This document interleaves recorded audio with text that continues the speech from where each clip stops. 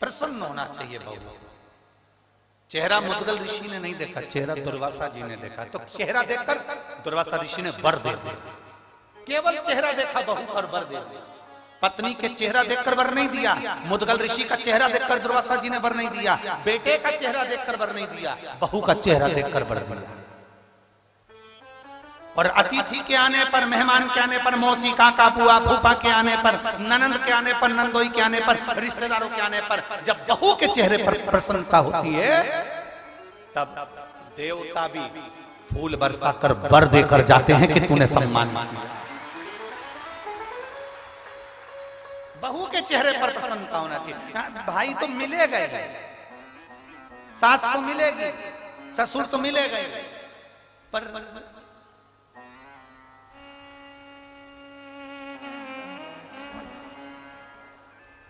मिलना किसको है? जिस सास के जाने के बाद जिससे पाला पड़ने वाला वो सम्मान करेगी ना, तो एक चेहरे पर रौनक था, एक आनंद था। दुर्वासा ऋषि ने पत्नी का चेहरा देखकर वर नहीं दिया, मुद्गल ऋषि का चेहरा देखकर दुर्वासा जी ने वर नहीं दिया, उनके बेटे का चेहरा देखकर दुर्वासा जी ने वर नहीं दिया, बहू का चेहरा देखकर और बहू का चेहरा देखकर वर दे दिया।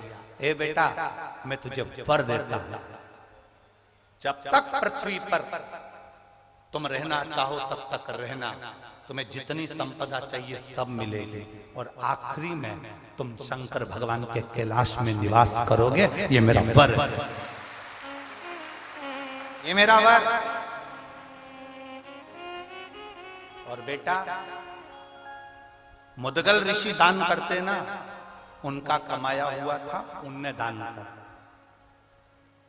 बेटा दान करता था तो ये बाप का दिया हुआ बेटे को मिलता, तो बेटे ने दान किया।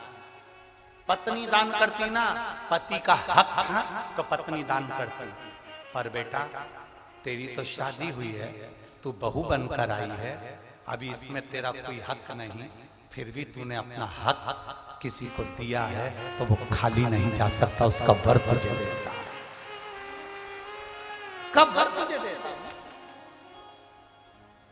आशीर्वाद देकर दुर्वासा ऋषि चले गए। कुरुक्षेत्र का मैदान था, समय आया, समय आने पर उसी कुरुक्षेत्र की पवित्र भूमि के उसी प्रांगण के अंतर्गत युधिष्ठिर ने एक बार यज्ञ रखा।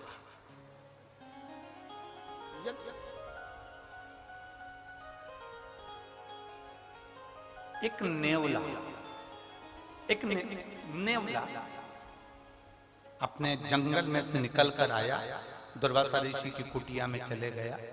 दुर्वासा ऋषि की कुटिया में जहां गए थे, वहां पर जो दुर्वासा जी ने सत्तू खाया था, बहू ने जो सत्तू दिया था, उस सत्तू को उठाने में और खाने में 2-4 कण जो नीचे गिर गए थे, उस कण को उस नेवले ने खा लिया। खाते से ही उसका आधा शरीर सोने का हो गया। नेवले के समझ में नहीं आया कि मेरा शरीर आधा सोने का कैसे। किसी ऋषि के पास में नेवला पहुंच गया और ऋषिवर के पास में जाकर नेवले ने प्रार्थना करी, मेरा आधा शरीर मुद्गल ऋषि के घर में पड़े हुए सत्तू के 2 कण खाए थे और मेरा शरीर आधा सोने का हो गया। समझ में नहीं आ रहा, मेरा पूरा शरीर सोने का होना था, ये शरीर क्यों रह गया?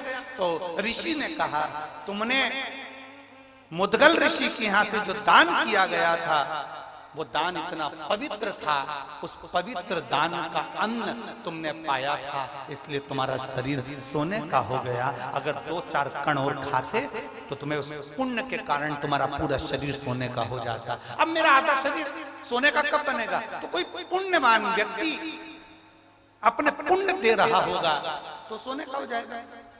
युधिष्ठिर के यहाँ यज्ञ चल रहा था, नेवला वहां पहुंच गया। नेवले ने सोचा यहाँ यज्ञ हो रहा है, मैं लोट लगा लेता हूँ। लोट लगाया पर सोने का नहीं हुआ।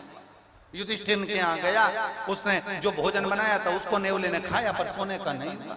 आखिरी में नेवला बहुत ठाके लगाकर हंस दिया मनुष्य की भाषा में। युधिष्ठिर को बुरा लग गया।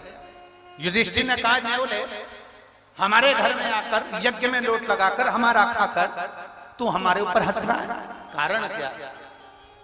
नेवले ने कहा, तुम इतनी डोंडी पीट पीट कर कह रहे हो, मैंने यज्ञ कराया, मैंने यज्ञ कराया, मैंने यज्ञ कराया, मैंने भंडारा कराया। अरे युधिष्ठिर, ऐसा यज्ञ कभी सफल नहीं हो सकता जिसमें तुमने जोड़ दिया कि मैंने कराया। अगर तुम बोलते कि कृष्ण ने कराया है, भगवान ने कराया है, तो सफलता मिलती, तो सफलता मिलती। देखिए गोपाल जी, हमको बहुत अच्छा लगा यहाँ।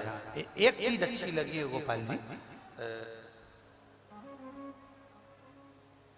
आप विधायक हो इसलिए हम आपके मुंह पर हम ये बात नहीं कर रहे हैं, इसको सहजता में ना लीजिएगा। हम वैसे भी बोलते ही हम किसी का वर्णन नहीं करते, शिव का वर्णन इतना। पर एक बात अच्छी लगी वो हम कहना चाहेंगे गोपाल जी, आपके मुख से, गोविंद जी के मुख से, चाहे आपके बच्चों के मुख से, हमें शाम को वो बेटा आपका दर्शन करा रहा था तारा बाबा की कुटिया का, सब दर्शन आपके बच्चों के मुख से और आपके मुख से इस कथा के लिए एक बार भी ये नहीं निकला, भंडारे के लिए कभी ये नहीं निकला कि हम करा रहे हैं या मैं करा रहा हूं। जब भी हमने पूछा तो आपने एक ही शब्द कहा, तारा बाबा करा रहे हैं। ये शब्द बड़ा सुंदर।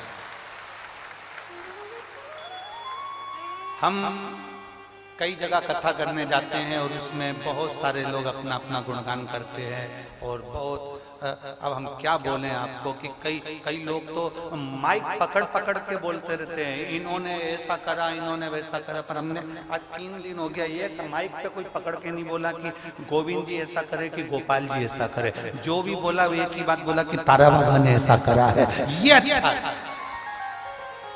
और यहाँ कई लोग सुनने वाले बैठे होंगे जो बाहर कथा सुनकर आए होंगे, उनने भी सुना होगा माइक पकड़ पकड़ के, भैया जी ने इतना कर दिया, भंडारा चला दिया, ये कर दिया। पर इस भूमि पर तारा बाबा की कुटिया में ये शब्द हमें सुनने को नहीं मिला, ये शब्द सुनने को नहीं मिला। इसकी बड़ी प्रसन्नता, बड़ी प्रसन्नता, दिल से, तहे दिल से आपको बधाई हमारी ओर से, बहुत बहुत।